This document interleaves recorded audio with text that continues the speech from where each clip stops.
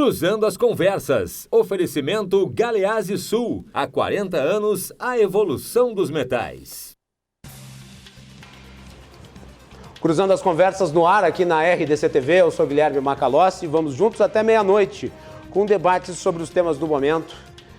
Você pode nos acompanhar pelos canais 24 e 524 da NET e também pelas redes sociais. Lembrando que a RDC TV é uma emissora multiplataformas. Então, além da NET, você também pode nos assistir do Facebook, no YouTube e no Twitter, através do nosso live stream.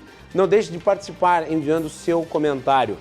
No Facebook, você pode mandar a sua mensagem, ela vai correr na sua tela. E se você mandar a mensagem no WhatsApp, nós vamos lê-la dentro das possibilidades do programa através do tablet. Então fica o convite, você é muito importante na interatividade do programa. Não deixe de participar, enviar sua pergunta, sua observação, a sua provocação, né? Afinal de contas, esse é um programa de debates, de argumentos, de provocações construtivas, obviamente. Claro, algumas vezes as pessoas se deixam levar pela emoção, mas debate é isso mesmo. Na edição de hoje do nosso programa, nós vamos falar sobre os potenciais de desenvolvimento do Rio Grande do Sul. Recentemente, foi criada na Assembleia Legislativa uma frente parlamentar de apoio à agricultura. Nós vamos ter no segundo bloco uma entrevista com o presidente ou com o proponente. Agora não sei se é o correto, Matheus, não sei se o Rodrigo Lorenzoni ele é proponente ou presidente dessa frente. Ele é quem preside, é o proponente e quem preside, né? Quem preside e o proponente. Não era a obrigatoriedade de ficar com o presidente, mas obviamente uma questão de respeito e legitimidade a quem propõe as matérias. Muito bem. Então, nós convidamos originariamente o deputado Rodrigo Lorenzoni para participar do programa, para falar sobre isso, mas em virtude de problemas de agenda e depois, posteriormente, inclusive a problemas de saúde, ele não pôde participar do programa, mas ele gravou uma pequena entrevista que nós vamos reproduzir no segundo bloco. Então, o tema hoje é sobre o desenvolvimento do Rio Grande do Sul. Nós estamos aí numa crise. O governador Eduardo Leite tem tomado algumas medidas nesse sentido e nós vamos debater aqui algumas perspectivas em relação ao Estado. Para falar sobre esse assunto, eu tenho na mesa o economista e vice-coordenador do mestrado em desenvolvimento regional da FACAT, o professor Carlos Paiva. Também professor, advogado, doutor em Direito Público pela URGS, escritor e deputado estadual pelo PSDB, Matheus Wesp, que já falou aqui. Não, esse daí é o Rodrigo Luzardo. O Matheus Wesp está à minha direita. Muito bem. Aí está ele. Muito bem. Aliás, eu tenho o seu livro lá em casa. Uma hora dessa tem que pegar lá a sua dedicatória. E por fim, o empresário, consultor empresarial, perito judicial, administrador de empresas pela URGS, bacharel em Direito pela PUC do Rio Grande do Sul, colaborador dos escritórios SPERB, Advocacia Empresarial e Conen Keidan, Advocacia, Rodrigo Luzardo, que está aqui hoje conosco também. E eu gostaria só, antes de ir para o debate em si, fazer um esclarecimento que eu havia prometido ao Guga. O Guga é assessor da presidente da Câmara de Vereadores de Porto Alegre, a Mônica Leal. Na semana passada, eu fiz uma crítica muito contundente aqui no programa, a forma como a imprensa foi tratada pelo cerimonial da vice-presidência. O vice-presidente Hamilton Mourão, eu não estou culpando o vice-presidente por nada, eu estou falando do cerimonial. Ele veio a Porto Alegre receber uma comenda da Câmara dos Vereadores e ele trouxe, obviamente, toda a sua estrutura de segurança. É natural que o vice-presidente, que o presidente, que as figuras públicas de alto relevo tenham proteção dos órgãos, os aparatos de segurança. Agora, certas coisas são meio desmedidas, desnecessárias. E eu mencionei aqui que nós, da imprensa, fomos acondicionados num cubículo e ali fomos mantidos quase que presos, né? Não podia sair enquanto o vice-presidente falava. E eu desci o pau aqui no programa. Simplesmente disse que era inadequado, que, obviamente, o sistema de segurança da vice-presidência tem que ser respeitado, mas que certas coisas não fazem o menor sentido. E aquilo não fazia, ainda mais sob a circunstância em que se dava. O Guga me mandou uma mensagem aqui pelo WhatsApp comentando, ele disse o seguinte: Guilherme, eu vi o teu comentário sobre a sessão solene do Mourão, eu concordo em número, gênero e grau contigo sobre a sala apertada, eu tentei fazer o melhor para vocês, que ficassem confortáveis, coloquei água, café, poltronas, enfim. Foi uma exigência da assessoria de imprensa do vice-presidente, eu encaminhei a sua crítica para a assessoria de imprensa do Mourão, um abraço. E eu respondi ao Guga dizendo que no que concerne à Câmara Municipal de Vereadores e ao Guga, a gente não tem do que reclamar Eu não quero lá que seja, né, servido, ter serviço de bordo, nem nada dessas coisas, essas extravagâncias, nem nada disso. Não acho que seja esse tipo de coisa que a imprensa precisa. Eu só acho que ela precisa de certo livre trânsito. E com relação a esse particular, é óbvio, né? O Guga fez o possível para tornar as melhores condições possíveis. Então fica aqui o registro, a crítica não foi nem à Câmara de Vereadores, nem à assessoria da Mônica Leal. A crítica foi ao cerimonial da vice-presidência que extrapolou aí o trato em relação aos jornalistas. E eu não falo como uma pessoa que tem um estilo corporativista, né? Eu sou uma pessoa que tece muitas críticas aos meus colegas, né? Muito bem, senhores, sejam muito bem-vindos aqui ao programa, bem-vindo, é um prazer recebê-los. Eu começo pelo deputado Matheus Wesp. Qual que é a avaliação que ele faz das primeiras medidas que o governador vem tomando, já que o objetivo geral de todos no Estado é propiciar desenvolvimento econômico que se perdeu ao longo de muito tempo aqui no Rio Grande do Sul. Boa noite. Boa noite, Guilherme. Boa noite também ao Carlos e ao Rodrigo, pela oportunidade e satisfação de estar aqui debatendo sobre temas de interesse da nossa comunidade e também uma saudação especial a todos aqueles que nos acompanham pelos canais de comunicação da RDC TV. De fato, eu observo que os primeiros momentos do governo Eduardo Leite têm sido propícios, numa velocidade extraordinária dentro daquilo que é possível fazer, dadas as limitações institucionais políticas do país, em que muito debate e diálogo deve ser feito, muitas vezes um esforço tremendo de diálogo para mover uma agulha, e isso, dadas as limitações institucionais, a multiplicidade partidária, enfim, as inúmeras composições relacionais para que nós possamos atingir pontos comuns, mas dentro de todo esse cenário das limitações, como falei, institucionais que temos e que não são apenas do Rio Grande do Sul, mas do país como um todo, eu acredito que muita coisa boa já foi feita. Nós temos encaminhado uma agenda que tem, de certa forma, numa velocidade, continuando aquilo que já foi feito no governo Sartori, acelerado as mudanças que nós precisamos realizar, que são estruturais no estado do Rio Grande do Sul, sem as quais nós não vamos ter esse desenvolvimento econômico que falasses, porque nós não conseguiremos melhorar, obviamente, a nossa competitividade com outros atores econômicos e, consequentemente, aí, como resultado, a vida dos gaúchos como um todo, com mais justiça social, enfim, com mais condições e qualidade de vida para todos aqueles que nos acompanham. Então, acho que o cenário é positivo. O governador anunciou, por exemplo, recentemente, investimentos aí na ordem de 300 milhões de reais na infraestrutura de estradas. Quem roda pelo Rio Grande do Sul sabe o estado lastimável em que elas se encontram, né? Por exemplo, eu sou da região da Serra Gaúcha. Quem desce da Serra para Porto Alegre se vê quase que andando em terreno lunar, tamanhas as crateras que são vistas. Quem trafega pela Serra Gaúcha tem a mesma impressão. Quer dizer, as estradas aí são lamentáveis, para dizer o mínimo, e unem regiões de uma importância econômica fundamental. Além desses 300 milhões, o que dá para fazer para melhorar as rodovias que precisam de investimento, até porque são elas fator preponderante aí para escoamento de produção? Claro, é oportuno salientar também que, dentre vários problemas que nós temos no estado do Rio Grande do Sul, e aqui vou citar um que afeta diretamente a vida de todos, porque se trata da saúde e que, obviamente, tem uma emergência, porque as pessoas sem vida não, enfim, conseguirão servir como atores políticos, porque, obviamente, esse é o principal bem que nós temos, mas, dadas as circunstâncias, nós temos tentado também fazer um enfrentamento, mesmo com todas as limitações e dificuldades orçamentárias do estado do Rio Grande do Sul, nas questões logísticas, porque, afinal, nosso estado que tem aí 40% do nosso PIB relacionado com o agronegócio depende muito do escoamento da produção agrícola. Nós sabemos, pela opção que foram feitas há outras décadas, principalmente pela malha rodoviária, não buscando outras alternativas, isso dificultou muito até mesmo o próprio escoamento da produção agrícola, aumentando o custo e dificultando, principalmente aqui no estado do Rio Grande do Sul, que faz fronteira com outros países que também têm uma matriz agrícola, a nossa competitividade e, consequentemente, o nosso crescimento econômico.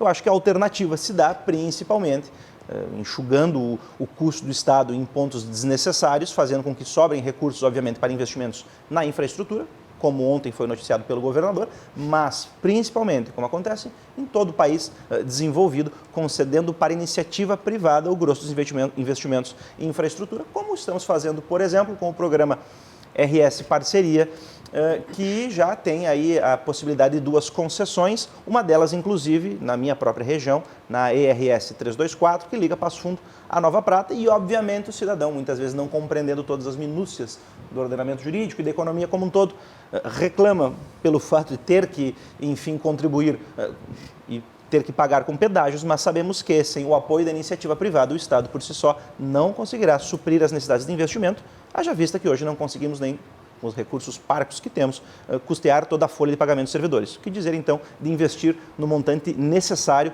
para que nós possamos, de fato, fazer com que a nossa economia avance. Por isso, o investimento da iniciativa privada é fundamental.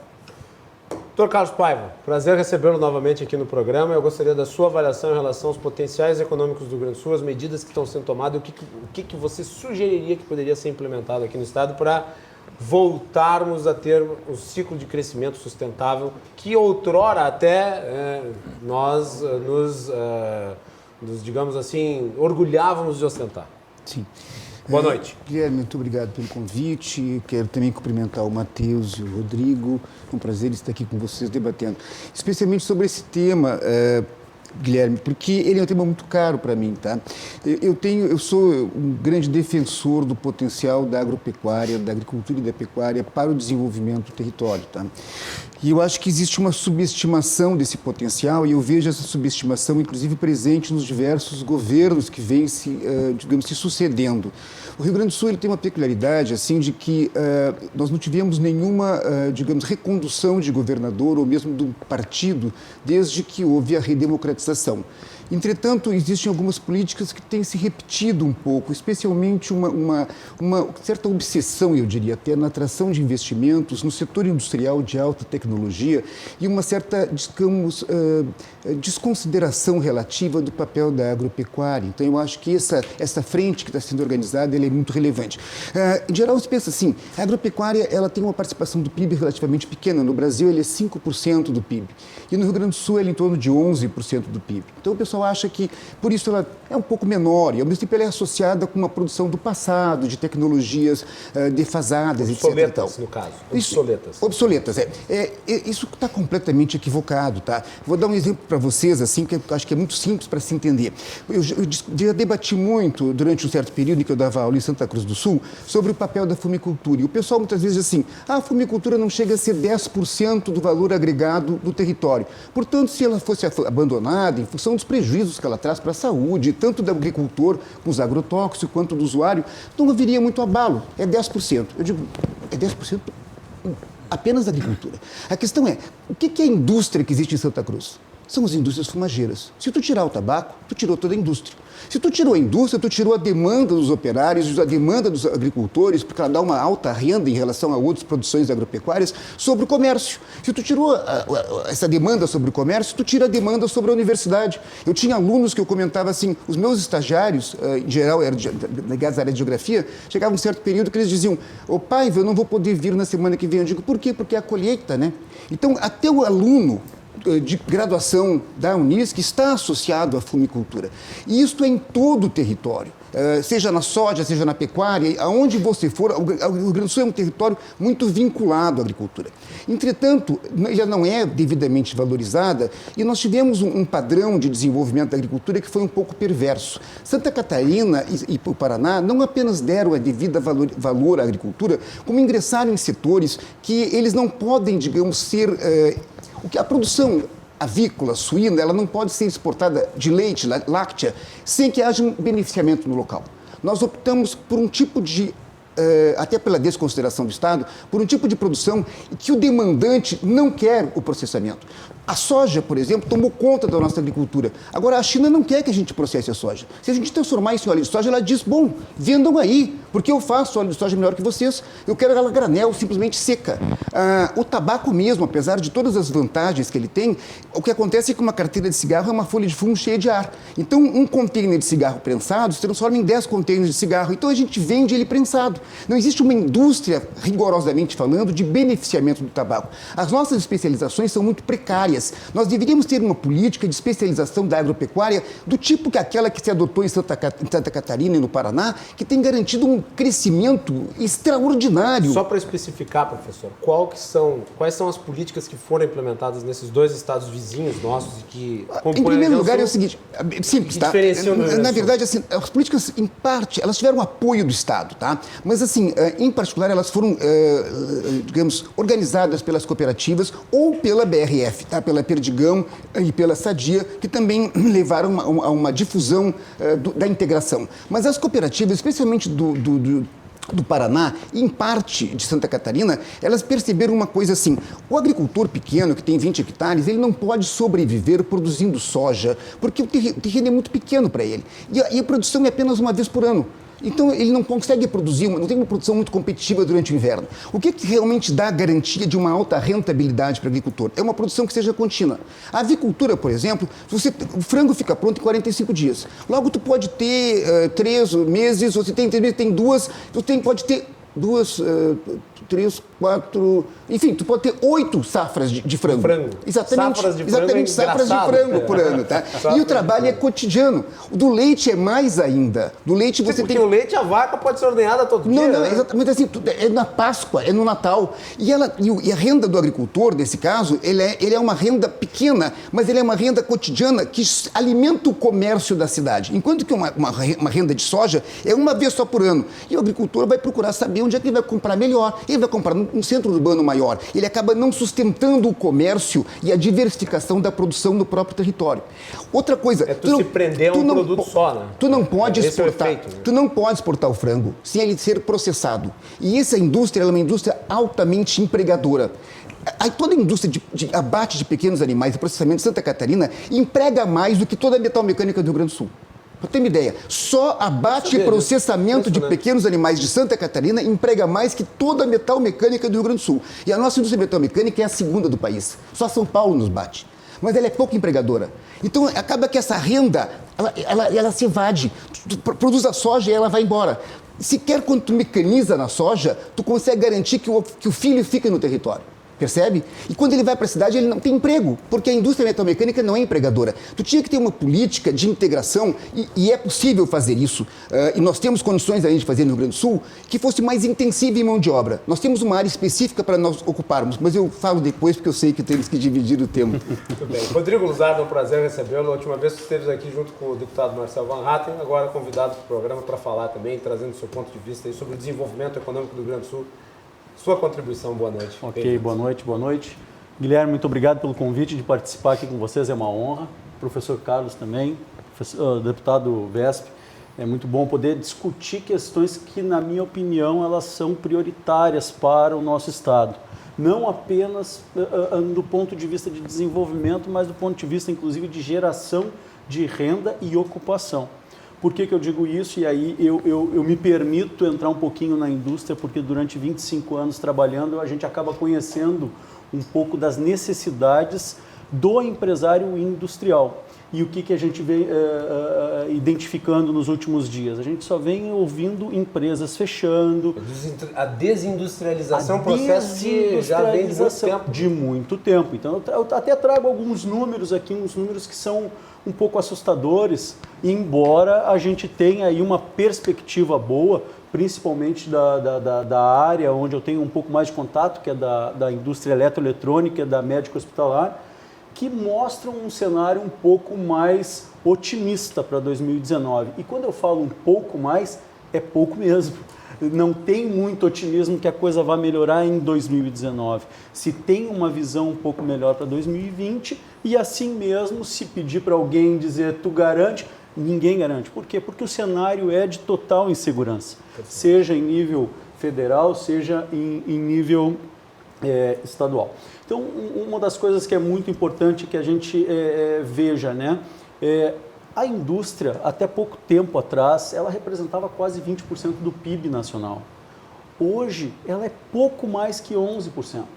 E isso, por melhor que seja o agronegócio, por mais que ele gere divisas para o Estado, a massa de emprego, aonde tu tem trabalhador, na área industrial, que é onde vai também ser um forte responsável de abastecimento, inclusive disso que o professor Carlos acabou de fazer brilhantemente. O que acontece? Tu acaba não abastecendo o serviço local e o comércio local, que é o caso de Santa Cruz. Uhum. E nós tivemos um caso da fumageira aqui, que foi a Souza Cruz, em Cachoeirinha. Foram mais de 1.000 pessoas demitidas, né, em 2019, 16 ou 17, Sim. eu não vou lembrar agora 16. o ano. Eu me lembro que é 16. 2016. Ou seja, é um impacto fortíssimo para o município. E quando eu digo município, não é para o município em si, porque ele está deixando de arrecadar, mas são todas as pessoas envolvidas que deixam de consumir naquela região. São todos os bares que abrem na volta dele, são a gente diz, as próprias empresas de ônibus que atendem a demanda dos funcionários daquela região. São 1.000 pessoas que estão sendo desligadas, sem contar outros lugares. E aí a gente nos coloca assim, mas o que o empresariado quer para se instalar no Rio Grande do Sul? Muitas vezes a gente se coloca na seguinte situação, o empresário quer benefício, quer mordomia. Não é o que acontece muitas vezes, Rodrigo. Mas aí que está, existem... Os incentivos fiscais não são exagerados, principalmente para grandes empresas. Já vamos chegar ali, Guilherme, deixa eu só colocar um ponto antes de eu responder esse ponto, essa tua colocação que é muito boa, tá? Uma das coisas que o empresariado mais quer é poder trabalhar e colocar o seu negócio aqui sem obstrução, sem dificuldades. E no que eu quero dizer isso? Quando a gente diz um ambiente favorável, eu quero ter pouca burocracia. Quando eu tento conseguir um alvará para alguma coisa, seja ele ambiental, seja ele sanitário, nós sabemos a via crucis que um empresário passa e muitas vezes ele precisa se recorrer de empresas de consultoria que encarecem o negócio para conseguir chegar à sua liberação. Outra coisa importante, tu falou muito bem ali, a questão da rodovia, escoamento da produção, como é que tu faz isso? Eu lembro que eu comecei a estudar na Unicinos em 2004 para fazer a minha especialização em administração da produção. Em 2004 já tinha começado a duplicação da RS 118. Eu devo estar falando de uns 20 quilômetros de via que liga a Freeway, Gravataí, até Esteio, até a BR-116. Até hoje, já foram mais de 15 anos e nós não conseguimos concluir uma estrada de 30 quilômetros. Eu não tenho outra palavra para não dizer incompetência do Estado para gerir esse tipo de coisa.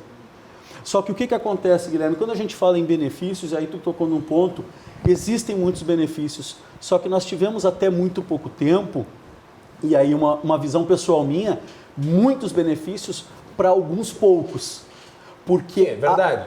Por exemplo, o setor automobilístico foi muito beneficiado em desoneração fiscal. Em desoneração. E outro... Afetou o fundo de participação dos municípios, inclusive. Muito. Né? Quer dizer, vamos brincar com a receita alheia.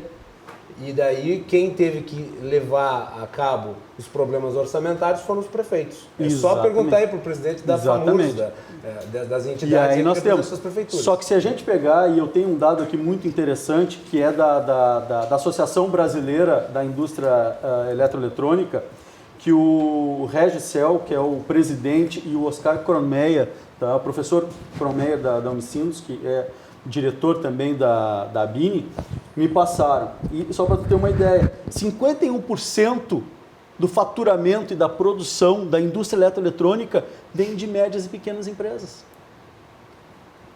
Mas eu acho que a maioria da produção de tudo é das pequenas e médias. Só que quem consegue esses grandes benefícios, quem são? As grandes. Normalmente as grandes.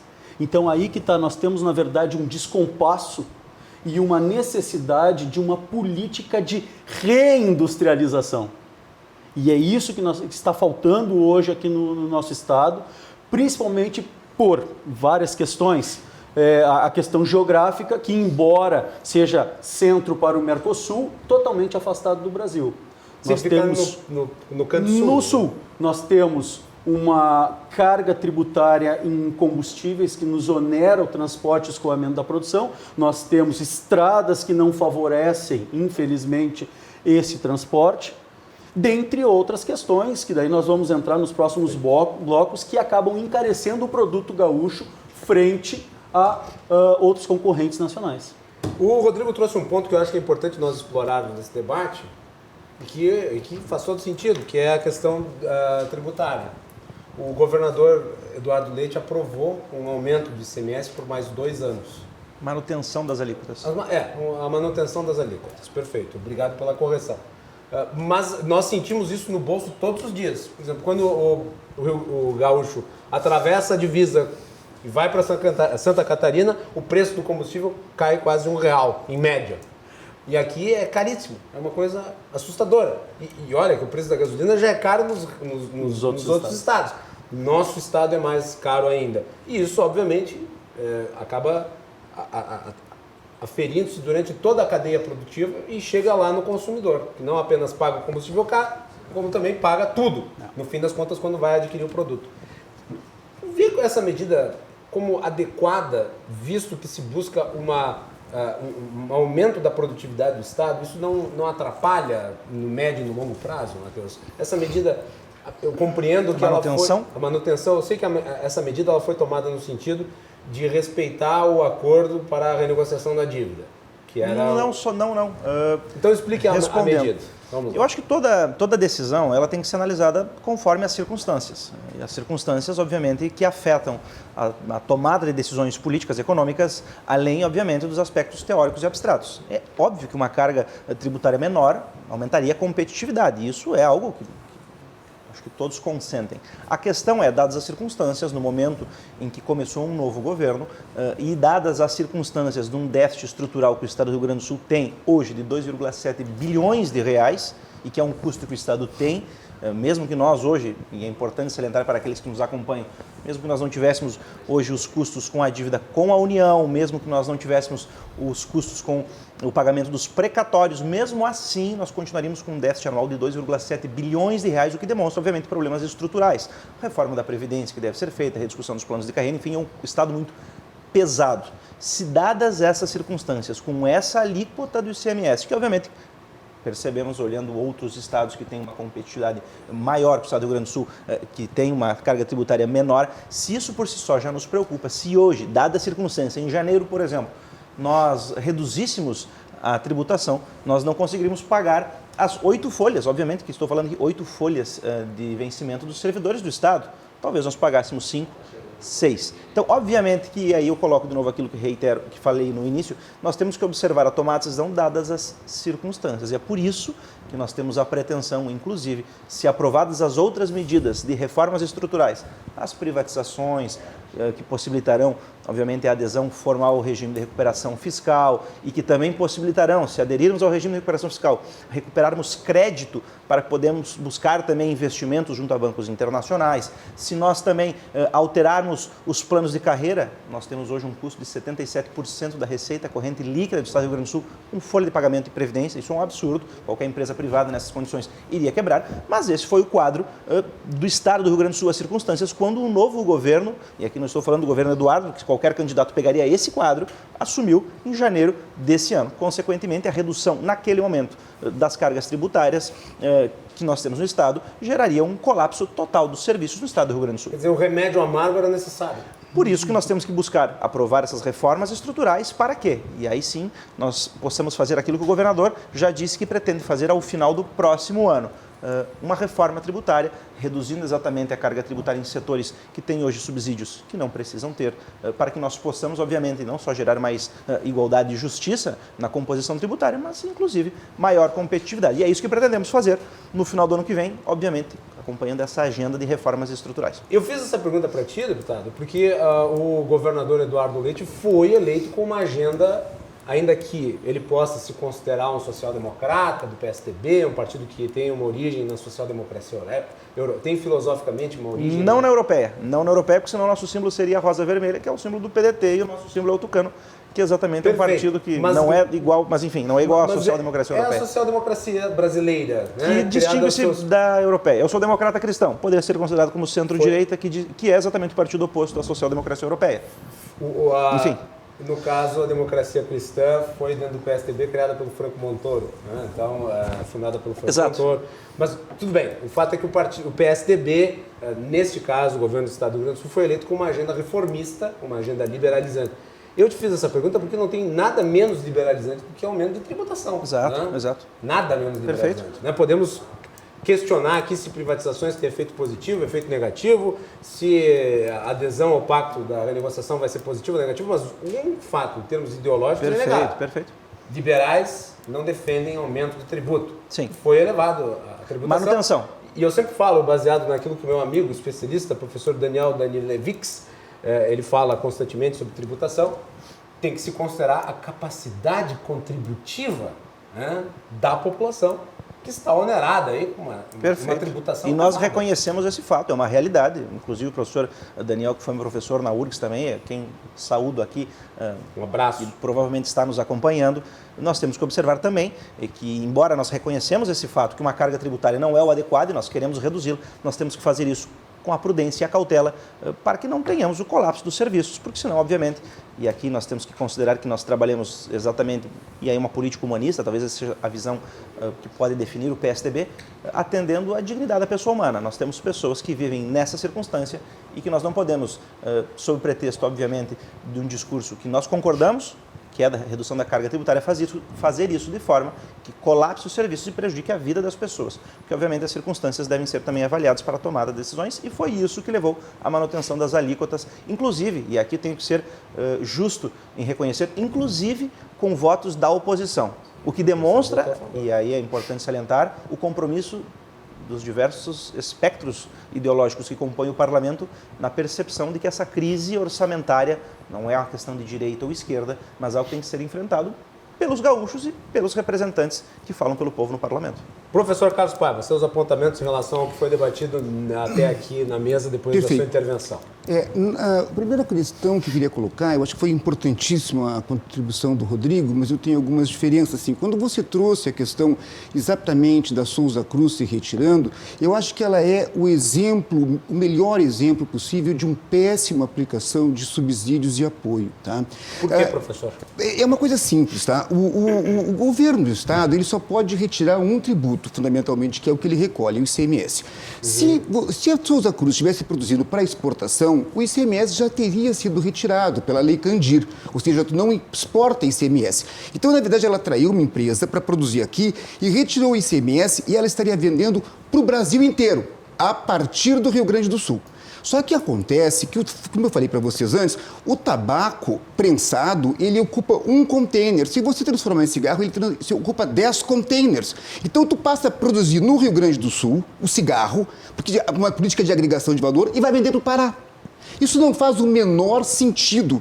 Uma vez eu tive um debate com o César Busato em que ele dizia... Falecido César Busato? É, falecido, querido César Busato, meu colega, antigo colega da Fundação de Economia e Estatística. E ele dizia assim, por que nós somos os maiores produtores de tabaco e nunca nenhuma empresa veio para cá? Eu digo, por que vocês não perguntaram para os empresários? Basta perguntar para os empresários, você entender por que eles produzem cigarro em Uberlândia. Ou por que eles produzem cigarros em Minas Gerais e em Goiânia. Porque fica no centro do país e você faz a distribuição. Porque tu não pode ir para o tabaco, o caminhão que leva o tabaco tem que voltar vazio. Tu não pode botar nada lá dentro, porque ele altera o fumo, o sabor, o cheiro, o olor. Então tu tens que voltar vazio. Então tu não pode ir muito longe. Tu vai até Uberlândia e de lá tu distribui para o Brasil. Aqui foi um equívoco crucial. Eu dava aula em Uberlândia e boa parte dos meus alunos eram funcionários da Souza Cruz de lá. E eles disseram, vão usar o Fundopem, quando acabar o Fundopem vão embora. E foi exatamente o que aconteceu. Então, quando a gente faz uma política de atração de empresas, o Rio Grande do Sul tem um vício de que nós criticamos o Estado, mas o tecnocrata sabe tudo. E o empresário que não veio, ele não pergunta por que ele não veio. Claro. E não pergunta por que seria o caso dele vir, o que você teria que oferecer para ele. Se oferece mais subsídio, e acaba dando problema fiscal. O problema fiscal do Rio Grande do Sul tem a ver com o excesso de subsídios em determinados períodos. No caso do cigarro, por exemplo, nós quando importávamos cigarro... no Brasil inteiro, né, quando a gente... No Brasil inteiro, mas o Rio Grande do Sul acho que abusou mais ainda, justamente porque esse discurso de que estamos muito ao sul, estamos, portanto, defasados, temos que dar mais subsídio ainda. Pegar o caso do cigarro. Quando tu importava cigarro de Uberlândia, que é onde é o centro de produção, no Rio de Janeiro, Uberlândia e em Goiás, tá? Quando importava, entrava o ICMS de 8%. Quando você quis atrair a empresa para cá, você abriu mão desse ICMS que vinha na importação e não era suficiente. Então, você foi dado mais, até que o Estado não tinha mais o que dar. Foi um custo enorme para o Estado durante anos e não gerou mais do que 1.000 empregos momentâneos. A Philip Morris sequer manteve os seus empregados lá. A Philip Morris se instalou em Santa Cruz e viu que não fazia sentido produzir. E ela negociava com o Estado para dizer o que eu posso colocar no lugar. Agora, existem certas políticas. Vamos pegar, por exemplo, um caso típico. A Nova Zelândia. A Nova Zelândia é sempre falada, mas as pessoas realmente não sabem o que se passa lá. A Nova Zelândia tem exatamente o tamanho do Rio Grande do Sul. Exatamente. E tem 2 ilhas, que são as 2 metades. No norte é pequena propriedade. No sul é grande propriedade. O que eles produzem? Leite, vinho, lã e carne e turismo. Parece o Rio Grande do Sul. Só que tem um detalhe, eles têm uma renda per capita 4 vezes maior do que nós. O que eles fazem de tão certo que a gente não pode ir lá entender? Vamos pegar um exemplo extremamente simples. Eles têm centros de pesquisa, como a FEPAGRO, que foi fechada no governo Sartori, equivocadamente, que faz o seguinte: o que acontece? Quais são os custos de produção do agricultor? Então eles chegaram à seguinte conclusão: a produção de leite, ela tem 5, 6 milhões de vacas leiteiras na Nova Zelândia. Eles fazem aparição todos os anos. Bom, saem 3 milhões de machos. O que se faz com o macho?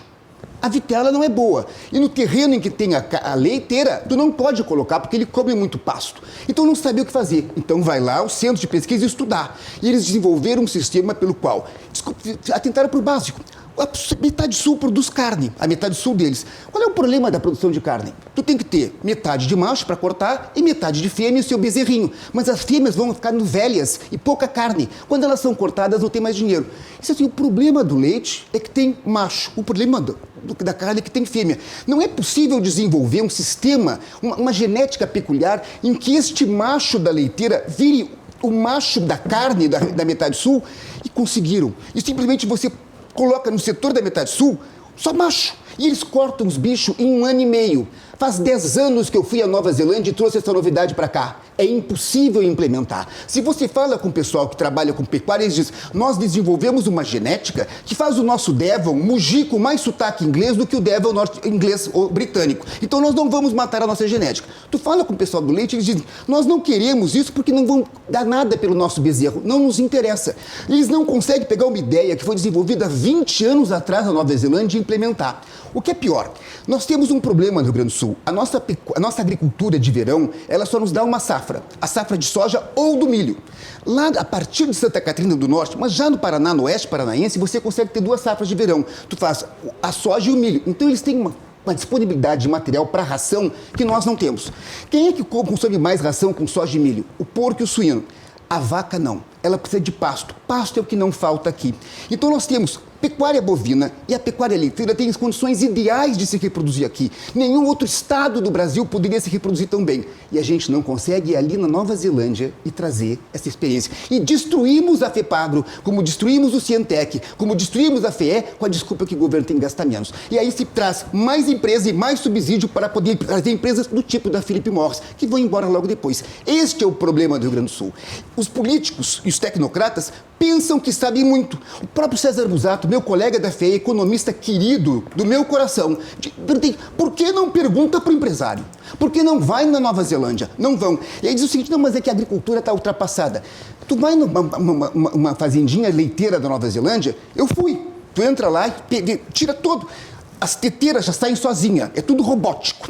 Quem é que produz essas máquinas? A indústria deles.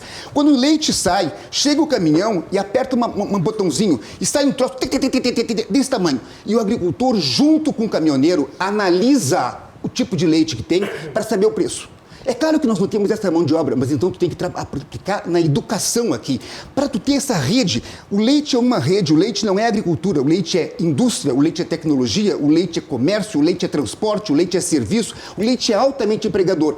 Nós temos uma janela de oportunidade. A China está tomando leite cada vez mais, não é como o Japão, que eles não têm lactase, eles têm. A Nova Zelândia não tem mais como exportar. Onde é que tem água? O Brasil. Eles entendem na China que a base é aqui. Pergunta se alguém está preocupado com a condição da nossa pecuária leiteira no Rio Grande do Sul. Não, isso não é objeto. O objeto é eletroeletrônica, o objeto é o cigarro, o objeto é a química, o objeto é não sei, é a empresa, inclusive armamentista que o Tarso Genro queria trazer para Santa Maria, junto com o pessoal de Israel, porque a alta tecnologia, esta é a obsessão. Ir na Nova Zelândia, ninguém vai. É trágico. Vamos voltar em seguida. Considerações daí do Rodrigo Luzardo e novamente do deputado Matheus Wesp, nesse estimulante debate aqui que estamos tendo sobre os potenciais econômicos do Rio Grande do Sul e que inegavelmente estão sendo desperdiçados aí ao longo dos últimos anos, e a ideia aqui é ventilar algumas propostas, algumas potenciais soluções. Nós temos comentários do nosso público, nós vamos ler em seguida. Hoje eu prometo ler. Ontem foi impossível, nós tivemos mais de 500 comentários ontem no programa, não teve como ler. Mas agradecemos a todos pelas contribuições. O que você está fazendo cera aí, Beto? Vamos fazer um intervalo e já voltamos.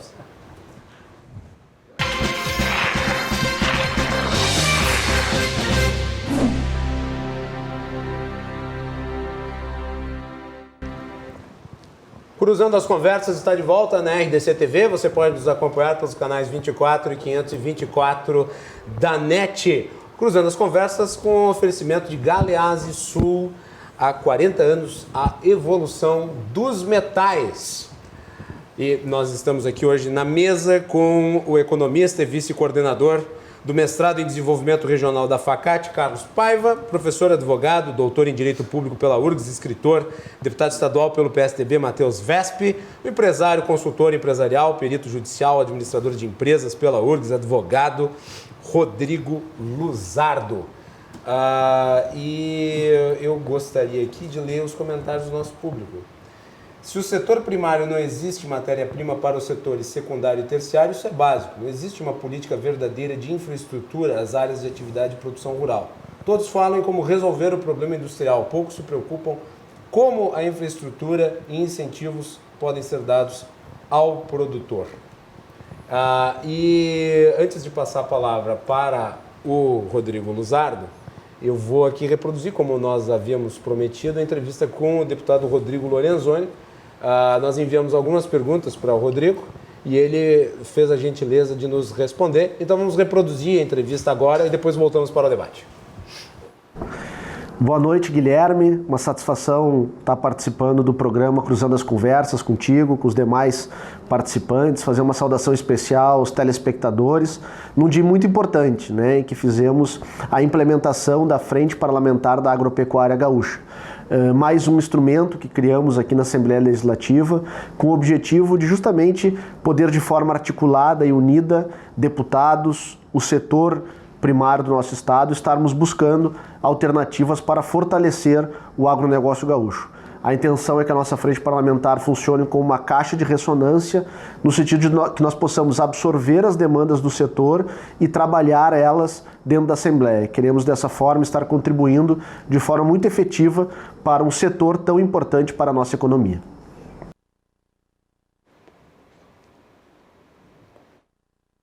Bom, esse é um desafio que nós precisamos enfrentar de forma muito ativa, né?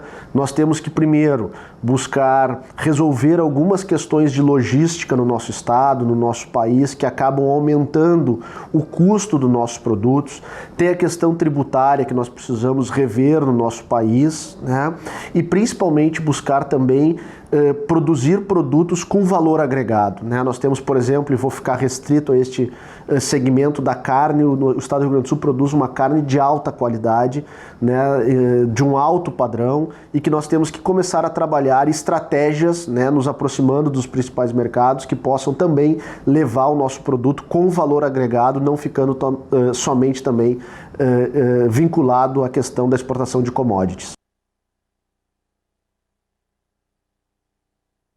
Bom, a eliminação da substituição tributária é algo histórico para esse setor e um símbolo importante para os novos tempos que a gente espera estar vivendo e estamos contribuindo com o nosso trabalho para isso, né? Nós precisamos urgentemente desonerar a nossa cadeia produtiva para que o nosso produtor, né, o nosso empreendedor na área da indústria, enfim, qualquer área, e aqui no campo especificamente, né, na área da agropecuária, na área da agricultura, possa, e da vitivinicultura especificamente, possa ter competitividade nos seus produtos. É isso que o produtor espera, é isso que o consumidor espera e é isso que o nosso estado precisa. Então eu louvo muito esta ação e que possamos ir desdobrando elas em várias outras ações que possam atingir também as outras cadeias produtivas, que eu não tenho dúvida que por aí passa o desenvolvimento das nossas cadeias, ganhando mercado, tendo preço e aí sim, no volume, fazendo uma representação econômica importante.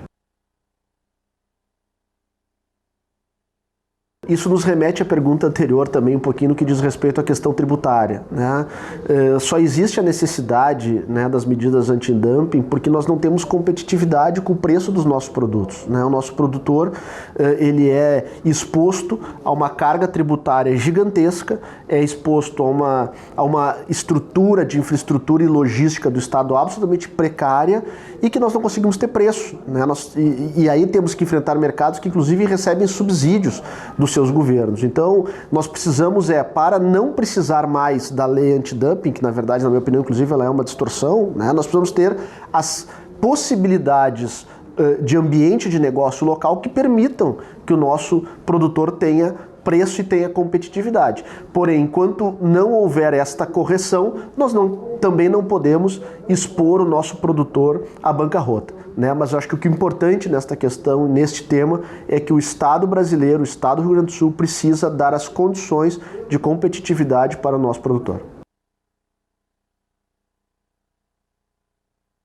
Bom, o Plano Safra, mais uma vez, né, e principalmente nesse ano, é algo muito importante, né? Sempre um anúncio muito aguardado por todo o segmento, né? O governo federal anunciou hoje expressivos recursos para financiar o Plano Safra, né? Sedimentando e confirmando o compromisso do governo federal com o agronegócio brasileiro, se voltando para algo que é de vocação do nosso país e absolutamente indispensável, né, para a estrutura do nosso setor produtivo aí para a próxima safra, né? Um plano voltado muito para as pequenas e médias propriedades, né? Então a gente recebeu com muita alegria e com muito otimismo as notícias que vieram de Brasília no dia de hoje.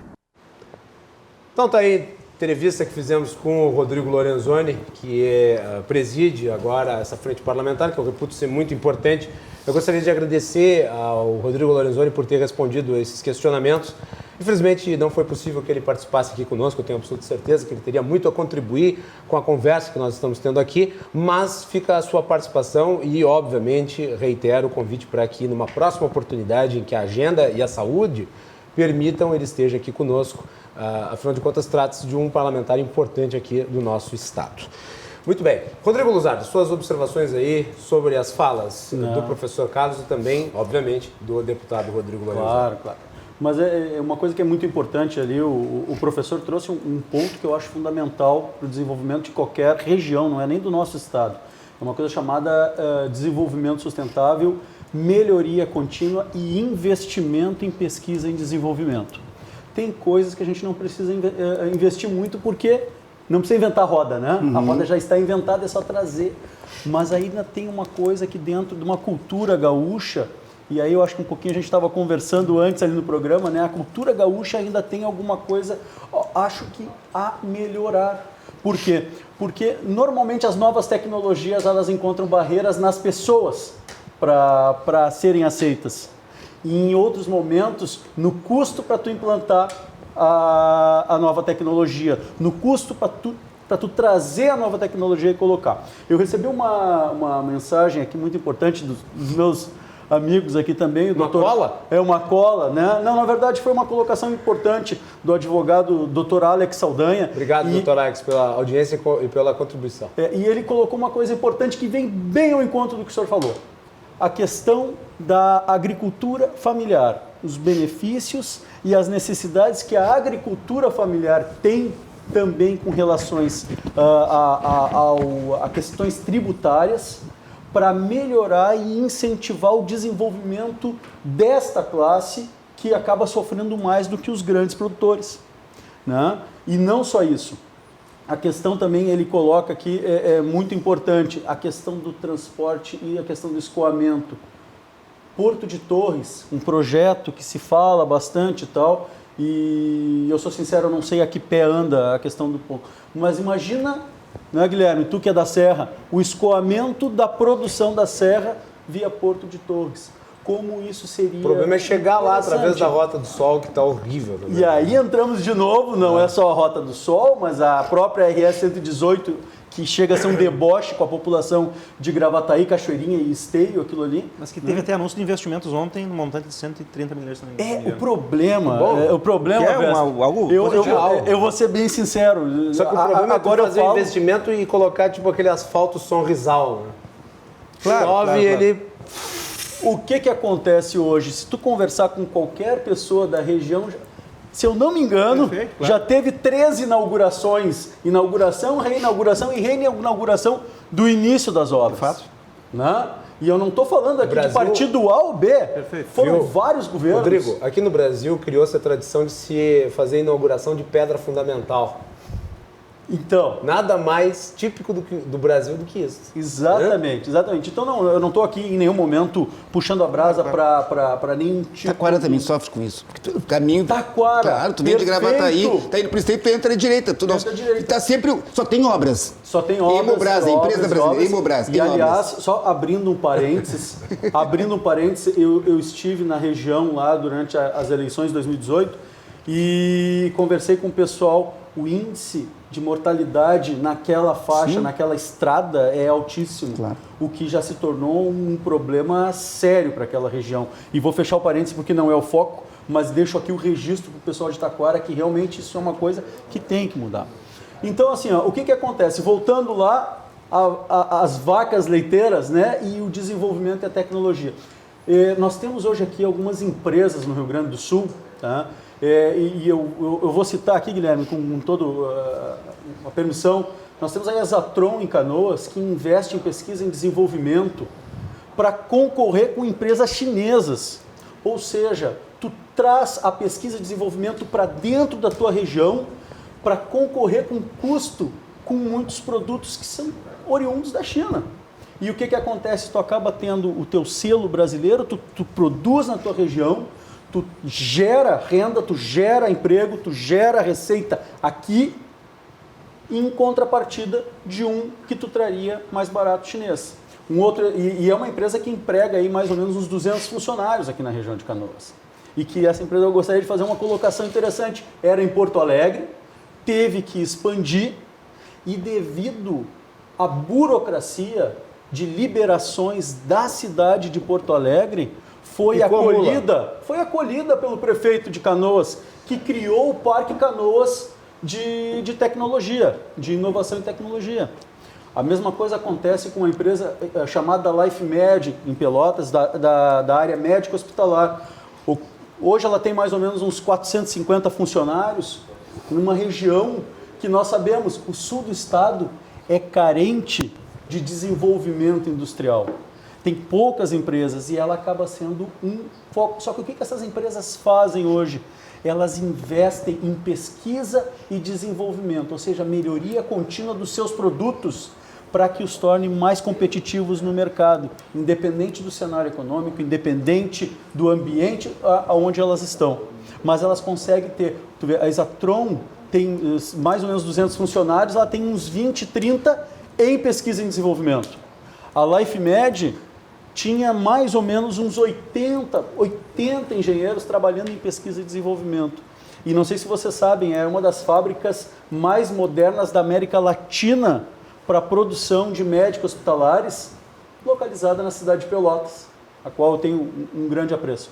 Então são essas coisas, professor, que muitas vezes a gente tem a dificuldade, não é de ir no local e ver qual é a tecnologia que a gente vai trazer, mas a primeira, romper a barreira de que eu preciso melhorar, e quando eu rompo essa barreira, eu tenho a questão do custo para importar, porque muitas vezes o Estado não me ajuda, e aí sim é um benefício para atualização de parque tecnológico, atualização de processos industriais, e aí eu entro não só na indústria, mas eu entro também na área, no setor primário, tá? Que é justamente para isso. Então, tu não precisa onerar o pequeno produtor, tu pode ter um benefício, ele vai te pagar o ICMS, vai te pagar, mas deixa para pagar lá na frente.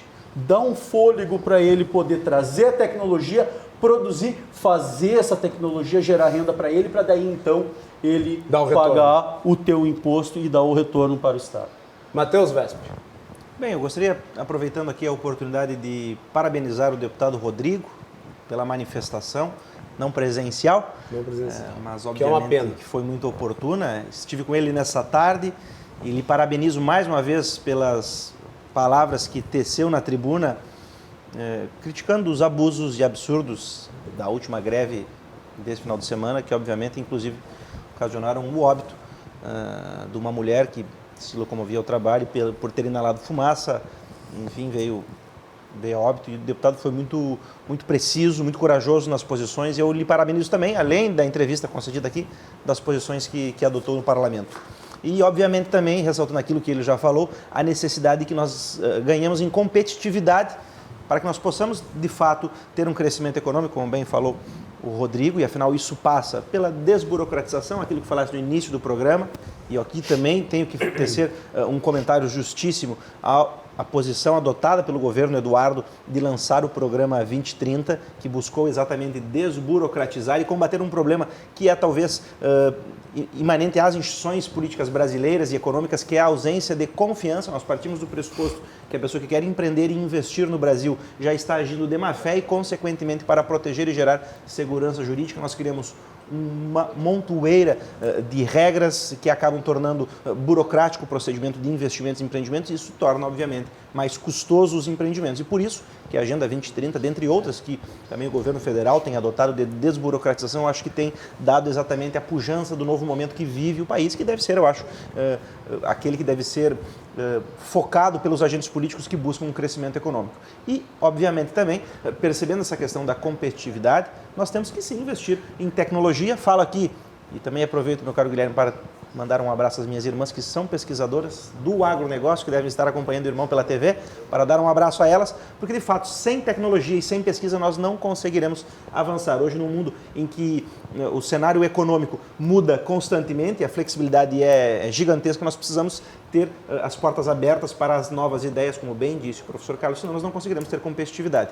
Obviamente que nós temos um problema no estado do Rio Grande do Sul, principalmente, talvez pela influência do positivismo, como falávamos no início, aqui quando chegamos no estado do Rio Grande do Sul, porque as corporações no Brasil são fortes, obviamente, no estado do Rio Grande do Sul, fortes talvez até mais do que na média do estado brasileiro, e nós temos um problema, que é aquilo que nós podemos falar, aqui em termos econômicos, da destruição criativa. Todo aquele que é afetado por uma inovação econômica, enfim, obviamente vai sofrer o processo de destruição criativa, que é da alteração do cenário econômico. E as corporações tendem a se proteger, principalmente quando temos instituições políticas que acabam, e aqui falo daquilo que sempre teço com muita precisão, muitas vezes parecendo até computador de uma tecla só, que é o nosso sistema de governo presidencialista, que favorece até a cooptação das instituições econômicas e nacionais pelas corporações e dificulta, obviamente, a abertura para o mercado, ou a abertura para novas ideias políticas, e faz com que nós sejamos muitas vezes a vanguarda do atraso e não do progresso, como deveríamos ser, principalmente do progresso econômico. Muito bem, professor Carlos.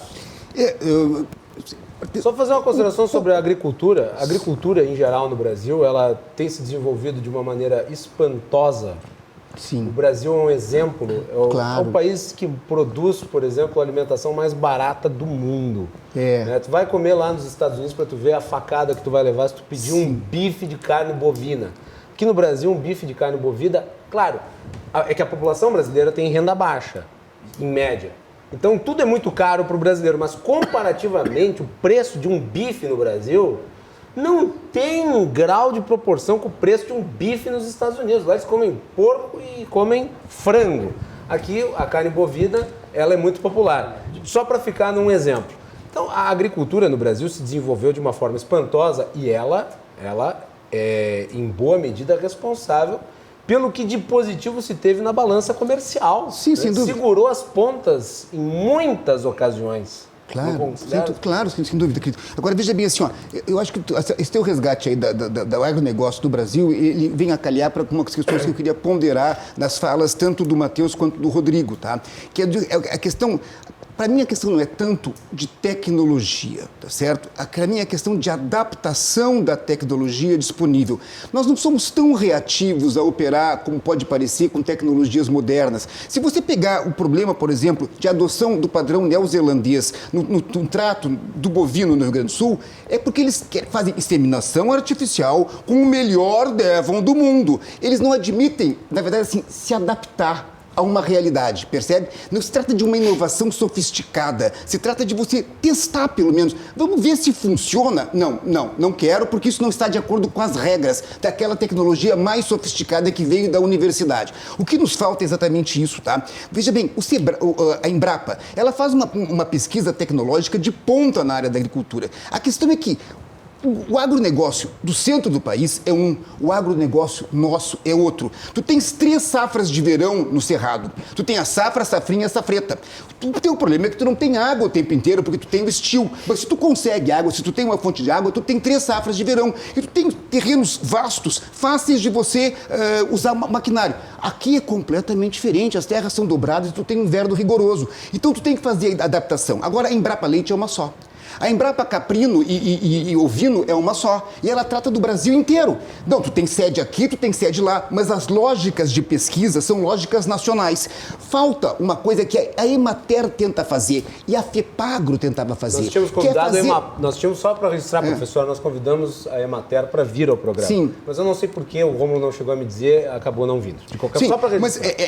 essa adaptação pequenininha que nos Estados Unidos se faz, inclusive, com a contribuição das universidades. As universidades se sentem obrigadas a promover o desenvolvimento da atividade local. E elas têm noção de que cada região dos Estados Unidos tem uma dinâmica de chuva, de tempo, de clima. Então ela tem que fazer adaptação. A tecnologia básica é desenvolvida nas grandes universidades. As pequenas se voltam para aqueles problemas que são locais. Eu vejo muito essa divisão entre a Embrapa e a Emater e instituições que são regionais. A FEPAGRO, que infelizmente foi fechada. Percebe? A questão é como fazer nas nossas condições objetivas. Não é pegar a tecnologia mais de ponta e entrar. Uma coisa que cada vez mais se aprende, quando a administração de empresas está virando uma ciência efetivamente. E a sua contribuição fundamental é uma escola chamada Research Based View, a visão baseada nos recursos. Que ela diz, não existe o mercado de eletroeletrônico, existem empresas diferentes com recursos diferentes. Então tu tem que saber adaptar. A tecnologia chamada ideal é a tecnologia ideal de um país que tem salários de $10 mil, que tem um padrão de escassez, tamanho, que tem uma necessidade de vender, que tem subsídio do exército norte-americano para poder desenvolver uma tecnologia de ponta. Aí você diz, eu quero comprar a mesma. Não. Aqui é outra história. Nós temos mais abundância de trabalho, nós temos salários mais baixos, então a gente tem que fazer uma adaptação da tecnologia. Esta adaptação é que falta, percebe? Aquela que se estuda na universidade, na Tecnocinos, na Tecnopuc, na Tecnoisto, na Tecnaquilo, não cabe em qualquer empresa. E não cabe, em particular, a que a Embrapa desenvolve em qualquer espaço agroecológico do Rio Grande do Sul. E por vezes o pessoal também fica assim, muitas vezes o pessoal que é crítico das grandes tecnologias, então ele quer fazer aquela coisa como o vovô fazia, agroecológica, antiga. Não estou negando a relevância de algumas tecnologias agroecológicas, estou dizendo que vai-se de um lado ao outro, mas assim, do supra-sumo da tecnologia de ponta, como se fala muito de tecnologia como é que chama isso? É perfeição que você pega lá, não é perfeição, como é que é agricultura de... me esqueci agora o nome. E eu não vou poder te ajudar, pega informações por satélite, daqui a pouco me vem, tá certo? Tu vai desse tipo de agricultura, tá certo? Que você tem informações de satélite, de qual é que vai chover amanhã, não vai chover amanhã, etc. Há um processo de resgate da agricultura do passado. Não, tu tem que saber o que nós temos e como é que a gente implementa. E em cada região é diferente. Isso nós temos que ter uma política de Estado e não existe essa política de Estado, percebe? Não existe e não é prioridade. Quando se pensa, é uma coisa genérica. E aí vamos para buscar empresa. É a Ford, é a General Motors, é a Philip Morris, é a Souza Cruz, mas nós temos 14% da população no campo e 12% do PIB. Nós temos 12%, o Rio Grande do Sul produz 12% do PIB agrícola do Brasil.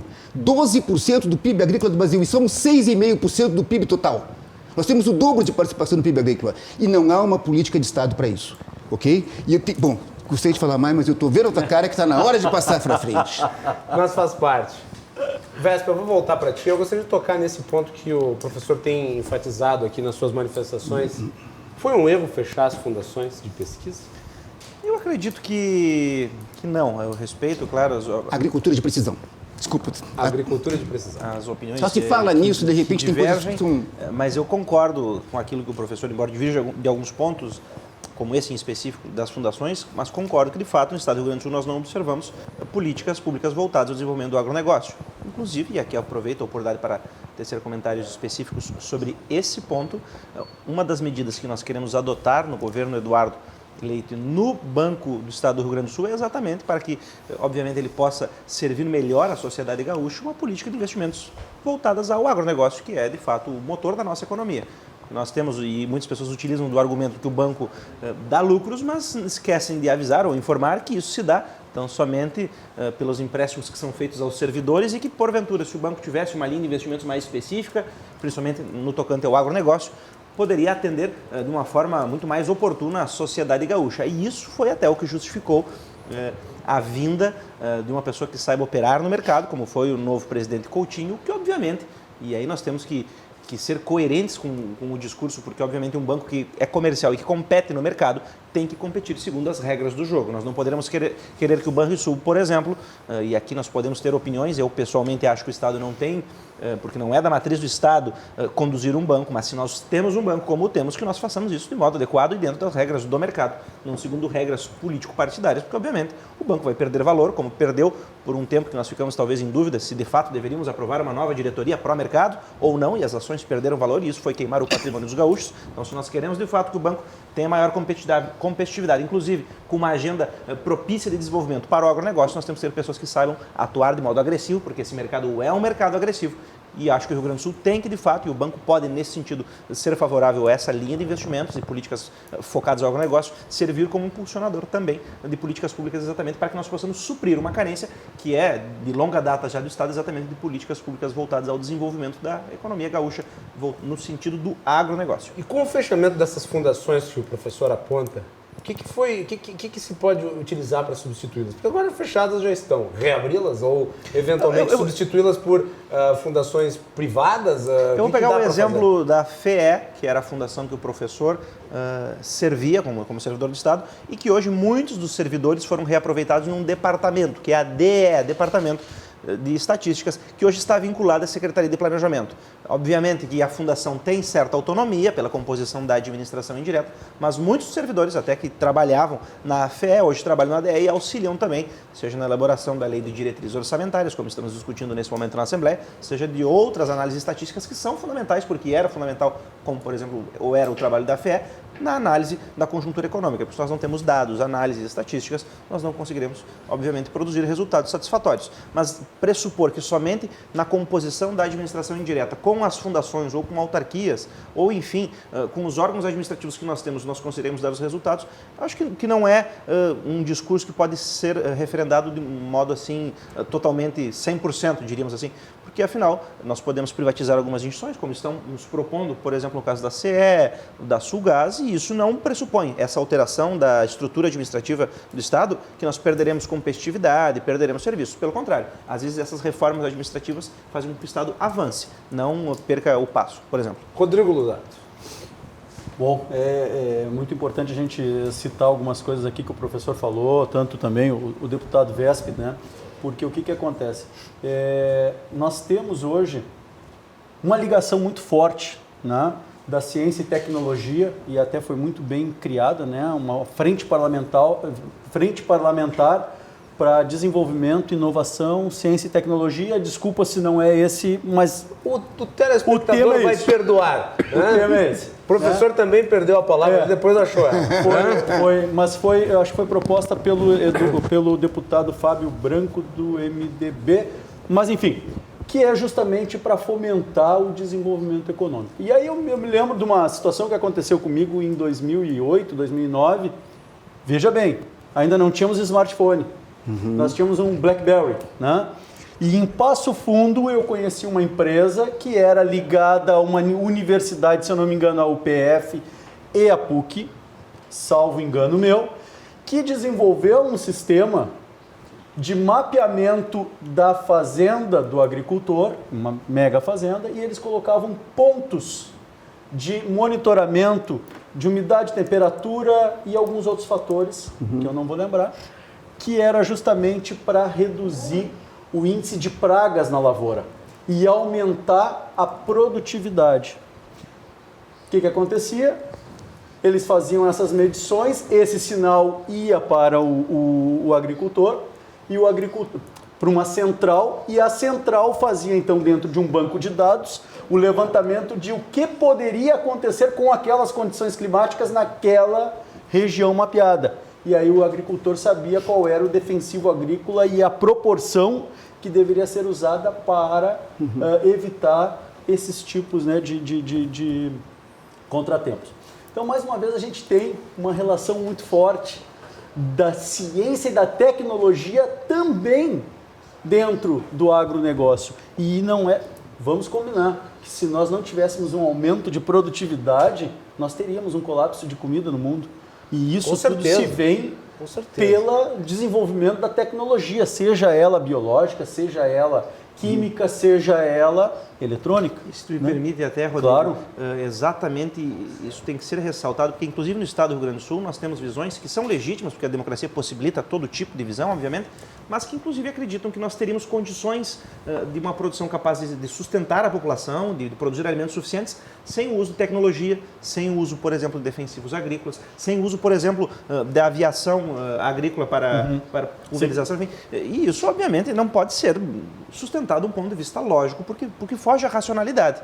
Eu acho que, embora tenha a sua legitimidade do ponto de vista democrático propor essas ideias, defender que nós teríamos condições, por exemplo, de sustentar e alimentar a população somente com uma produção orgânica de alimentos, é algo que beira, sem dúvida, ao meu ver, pelo menos com todo respeito, a insanidade. Sem dúvida. Muito bem, vamos lá, nós temos que ir para o intervalo, depois eu volto, daí tu fica com a palavra para concluir, nós temos que ir para o intervalo, nós já estamos estourando o tempo, tá bom. Se tu me permite. Nós vamos fazer intervalo e nós voltamos em seguida, tem mais mensagens do nosso público, nós agradecemos a todos pelas contribuições, daqui a pouco estamos de volta.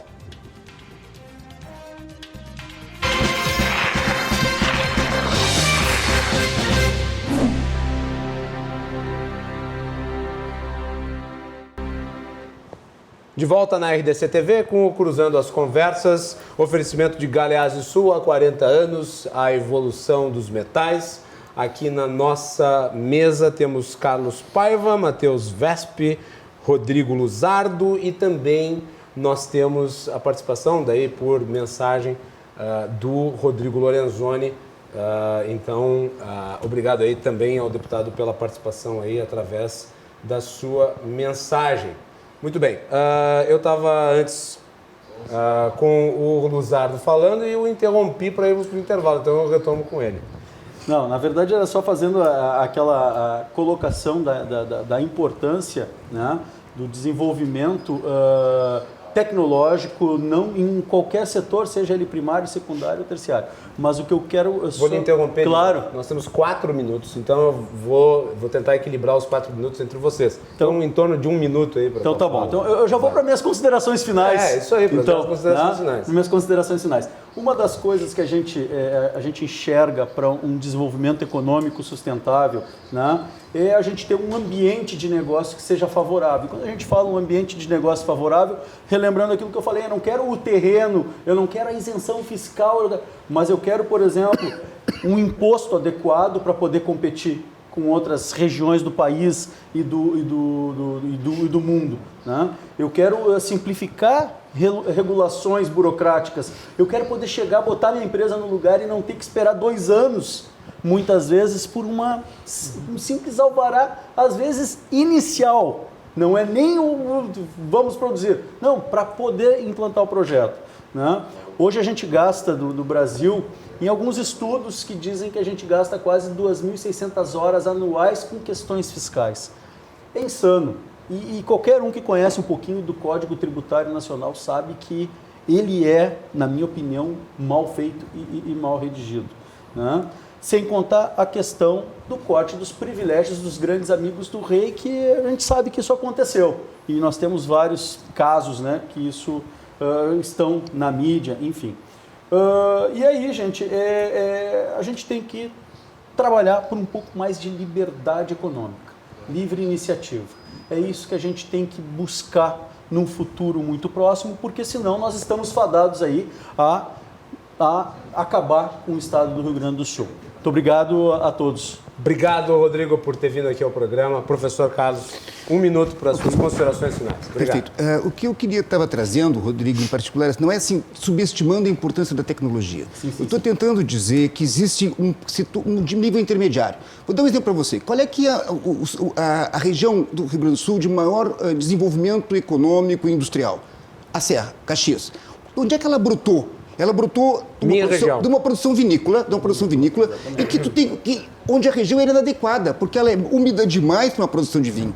Em vez de eles ficarem pesquisando cepas sofisticadas, eles trazem a Isabel e fazem um enxerto. E eles começam a produzir barris com a madeira que eles têm. É isso que a gente tem que fazer, esse tipo de pesquisa que tem que surgir. Hoje se fala na questão da ovinocultura. Nós temos uma demanda de carne não atendida que a gente importa ou do Uruguai ou da Nova Zelândia. Mas o Uruguai produz carne, o bezerro, ovino e a Nova Zelândia para lã. Então eles nos vendem carne velha. Nós não temos mais condições de competitividade na lã, mas poderíamos, existe uma demanda de alimento, de carne enorme. O que se precisa para resolver isso? Precisa equacionar para que uma equação de mercado, algum tipo de integração, onde não fez me vender carneiro velho dizendo que é bezerro mamão. Porque existe realmente cordeiro mamão, porque existe demanda para essa carne. Tu tem que fazer uma organização em que você consiga resolver o problema de logística, entrega, etc e tal. Não se precisa de tantas altas tecnologias, às vezes. Precisa de ajuste. Só que tem que ter um setor que pense esses ajustes. A FEE pensava muito mais do governo do que ele pode fazer no DE. Nós tínhamos a maior matriz de insumo-produto do Brasil, só que o governo nunca usou. Porque quando trocava de governo, eles achavam que tinham os intelectuais devidos para fazer tudo. E não ouviam aquilo que a FEE produzia, o Cientec e o Afepagro. Esse é que é o problema. E isso eu não sei como é que nós vamos resolver. O Luzardo disse agora, corretamente, que talvez algumas empresas privadas possam fazer. Porque aí elas vão ter que atender o cliente. Mas eu duvido que faça com a competência que a gente fazia. Nós demos um passo para trás terrível no estado do Rio Grande do Sul. E não sei se a gente vai conseguir recuperar com leite. Muito bem. Obrigado, professor Carlos, pela participação aqui no programa. Deputado Matheus Vesp, obrigado por ter nos prestigiado com a sua vida. Que agradeço, Guilherme, a oportunidade de estar aqui juntamente com o professor Carlos, juntamente com o Rodrigo, quem conheci hoje, o professor também, porque afinal eu já lhe admirava pelo trabalho, observando à distância, não lhe conhecia. Admiração mútua. Pessoalmente, obrigado, agradeço.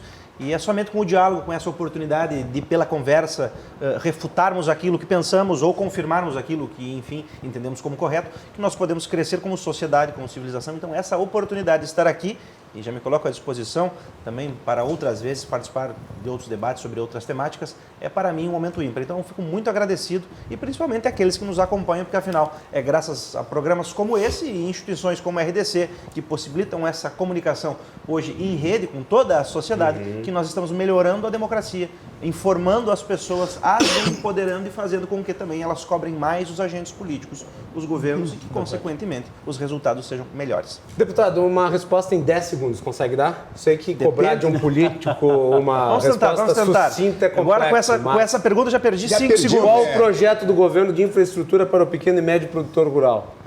Nós temos, na verdade, o programa que eu falei há pouco, o programa 2030, que busca desburocratizar e vai facilitar a competitividade dos pequenos junto aos grandes, que hoje obtêm até subsídios indevidos, se fôssemos comparar com os pequenos. Então, essa é uma alternativa viável e que vai já gerar aí o faturamento para os cofres do Estado de um valor de 1,7 bilhão de reais, sem aumento de impostos. Muito bem, então está aí uma resposta. Outra mensagem que chegou aqui do Eduardo Vaz, lá de Fontoura Xavier, ele diz o seguinte: o agronegócio... Vereador. Vereador, então, obrigado pela audiência. Grande parceiro, um abraço ao Eduardo lá.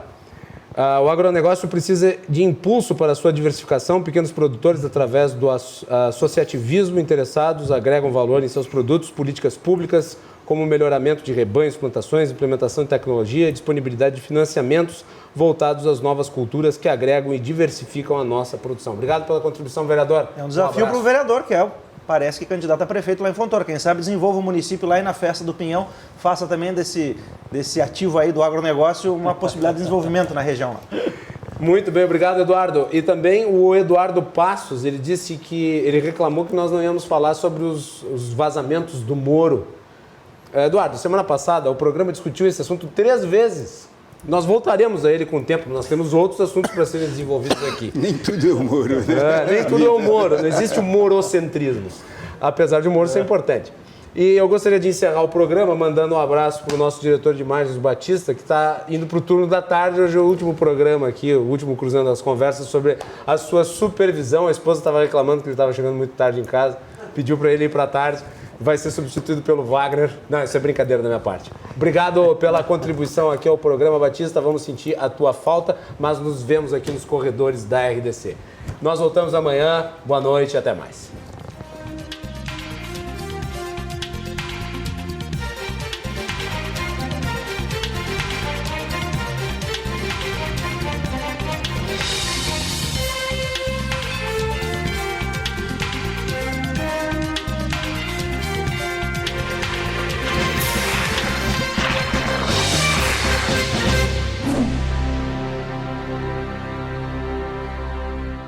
Cruzando as Conversas. Oferecimento Galeazzi Sul. Há 40 anos, a evolução dos metais.